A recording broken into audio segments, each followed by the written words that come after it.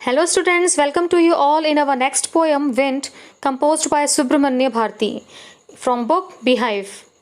In this poem, the poet personifies the wind with the harsh condition of our life. This poem is written in the pattern of free verse. Originally, this poem is composed in Tamil language by Subramanya Bharti and translated in English by A.K. Ramanujan. The wind blows strongly and causes a lot of destructions. How can we make friends with it? जब wind बहुत तेज़ बहती है तो वो बहुत ज़्यादा तबाही लाती है, लॉट ऑफ डिस्ट्रक्शंस। और हमें कैसे विंड को अपना दोस्त बनाना है, इसे पोइट ने इस पोएम में बताया है। विंड के द्वारा जितने भी डिस्ट्रक्शंस होते हैं, जितने भी लॉस होते हैं, वो सारी की सारी चीज़ें पोइट ने हमारे लाइफ में होने वाली जो हार्ड सिचुएशंस होती हैं, जिसमें हमें फेस करना होता है लाइफ को, उसके साथ कंपेयर किया है। So let's start with the poem. Wind comes softly, don't break the shutter of the windows, don't scatter the papers, don't throw down the books on the shelf. Wind comes softly. Poet का कहना है कि जब wind softly बहुत धीरे धीरे आती है इन अ ब्रीज फॉर्म, यानी ब्रीज मतलब हल्की हवा। Don't break the shutter of the windows, don't scatters the papers, don't throw down the books on the shelf. यानी कि हवा तुम धीरे धीरे आना, तुम खिड़कियों की जो दरवाजे हैं उन्हें तोड़ना मत। डोंट स्कैटर्स द पेपर्स, जो पेपर्स रखे हुए हैं उन्हें स्कैटर मीन्स होता है फैलाना, उन्हें हवा से मत फैलाना। Don't throw down the books on the shelf में कुछ बुक्स रखी हुई हैं, उन्हें तुम अपने हवा से नीचे मत गिराना। There look what you did, you threw them all down. There वहाँ देखो, लुक वॉट यू डिड, तुमने क्या किया। पोइट विंड से कह रहा है कि तुमने क्या किया। You threw them all down. Papers के बारे में, बुक्स के बारे में एंड विंडोज़ के बारे में जो पोइट विंड से कह रहा है, वो क्या कहना चाहता है कि तुमने अपनी हवा से इन सब चीज़ों को नीचे गिरा दिया है। You tore the pages of the books, तुमने किताबों के पन्ने फाड़ दिए हैं। यू ब्रॉट रेन अगेन, और तुमने जो बारिश रुक गई थी, अपनी हवा से उस बारिश को तुमने दोबारा वापस ला दिया है। You are very clever at poking fun at weaklings.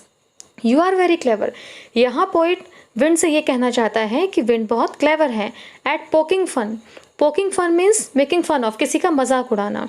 तो हवा अपनी स्पीड से, अपनी ताकत से, अपनी पावर से मजाक बना रही है, किसका? Eight weaklings. वीकलिंग्स मतलब जो बहुत वीक होते हैं, कमज़ोर होते हैं। यहाँ पोइट ने बुक्स का, पेपर्स का, विंडोज़ का एग्जाम्पल लिया है, का यूज़ किया है, लेकिन ओरिजिनली सेंस में, रियल सेंस में जो पोइट है वो हमारे डेली लाइफ से वीक पर्सन्स की बात कर रहा है, जो फिजिकली, मेंटली, इमोशनली बहुत ज़्यादा वीक होते हैं, जो हमारे लाइफ में आने वाली जो हार्श कंडीशंस होती हैं, विषम परिस्थितियाँ होती हैं, बुरा वक्त जो हमारा आता है, उसमें हम घबरा जाते हैं। तो जो पर्सन वीकली, फिज़िकली बहुत वीक होगा, मेंटली बहुत वीक होगा, तो हार्श कंडीशन को फेस नहीं कर पाता है। तो ठीक ऐसे ही वीक लोगों के ऊपर, वीक जो थिंग्स होती हैं उसके ऊपर हवा उनका क्या कर रही है? मजाक उड़ा रही है। Frail crumbling houses, crumbling doors, crumbling rafters, crumbling wood, crumbling bodies, crumbling lives, crumbling hearts. तो पोइट यहाँ पे ये कहना चाहता है कि फ्रेल मीन्स वीक, कमज़ोर। जो चीज़ें पहले से ही कमज़ोर हैं, जैसे जो घर पहले से ही कमज़ोर हैं, जो वीक पर्सन्स होते हैं, जो गरीब लोग होते हैं, तो उनके घर भी कैसे होते हैं? मड के बने हुए रहते हैं और घास फूस के बने होते हैं, बैम्बू के बने होते हैं, तो ऑलरेडी उनके हाउस पहले से वीक होते हैं।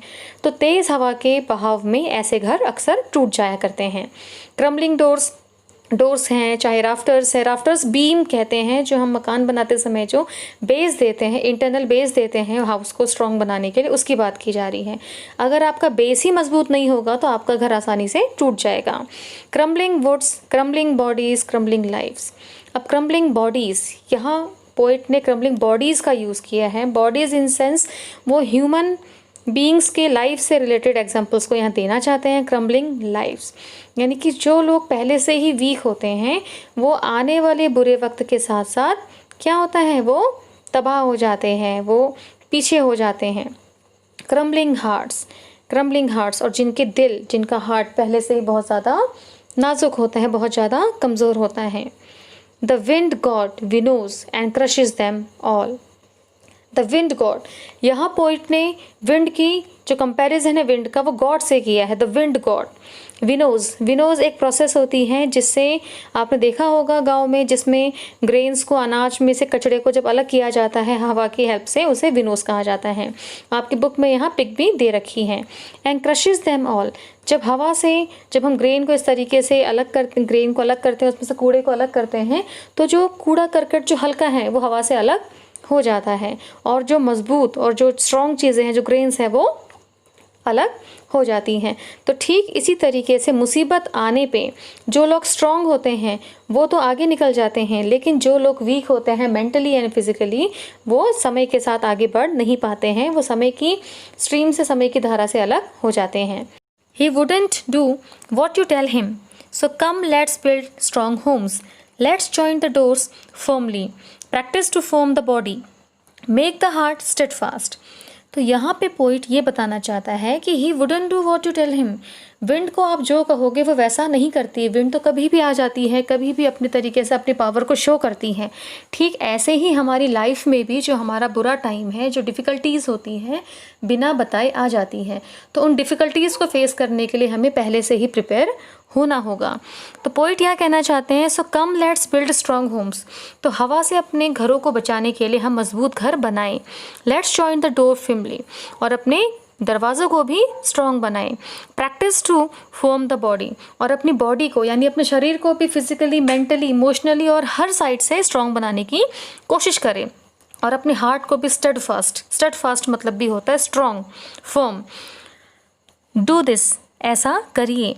And the wind will be friend with us, और फिर देखिए कि विंड कैसे हमारी और आपकी दोस्त बन जाती है।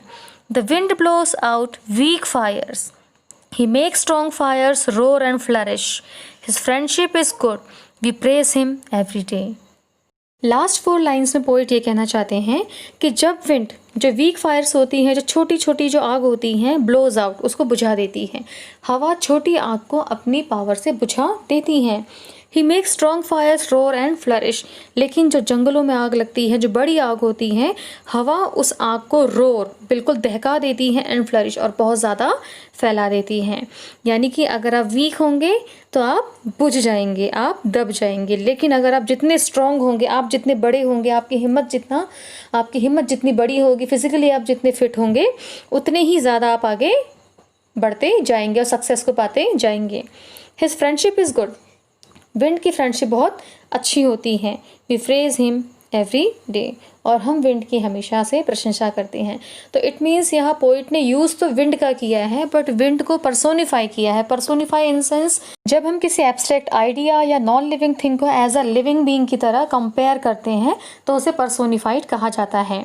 जिस तरीके से यहाँ पोइट ने विंड का यूज़ किया है, तो विंड के लिए ही, यू, इस तरीके से उसने कुछ शब्दों का इस्तेमाल किया है। तो इट मीन्स उसने विंड को एज अ पर्सन इंडिकेट किया है इस पूरी पोएम में।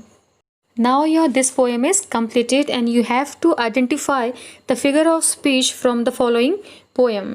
जैसा कि आपने ऑनलाइन क्लास में ऑलरेडी फिगर ऑफ स्पीच को सीखा है, प्रैक्टिस किया है, तो उसके बिहाफ पे, उसके बेस पे आपको इस पोएम में से भी फिगर ऑफ स्पीच को आइडेंटिफाई करना है। And you have to write down your homework in your rough notebook. Thanks for watching.